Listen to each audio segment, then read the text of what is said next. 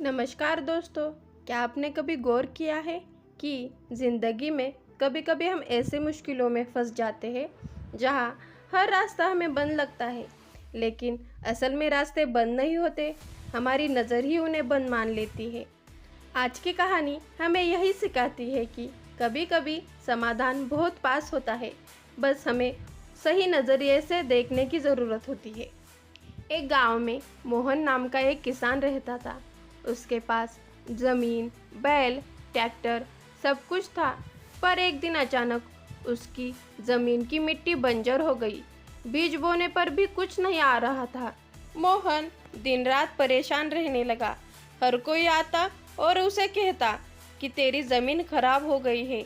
धीरे धीरे उसने मेहनत करना भी छोड़ दिया था। वह हर रोज खेत की मिट्टी हाथों में लेकर उदास बैठने लगा। एक दिन गांव में एक बुजुर्ग साधु आया।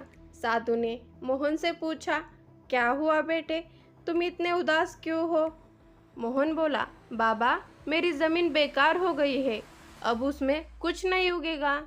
यह बात सुनकर उस साधु ने मुस्कुराते हुए बोला, जमीन नहीं बेटा, तुम्हारी सोच बंजर हो गई है, जरा नजरिया बदल के तो देखो। यह बात कहकर साधु मिट्टी उठाता है और सूंघकर हंसकर कहता है, इस मिट्टी में बस थोड़ी नमी की ज़रूरत है।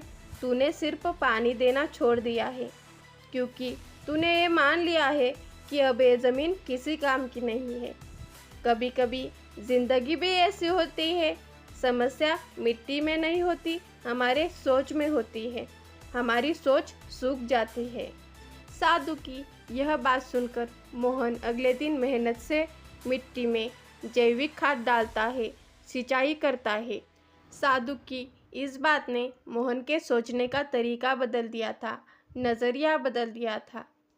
उसने फिर से खेत में मेहनत शुरू की, खाद डाली, पानी दिया और कुछ ही हफ्तों में खेत फिर से हरियाली से भर उठा।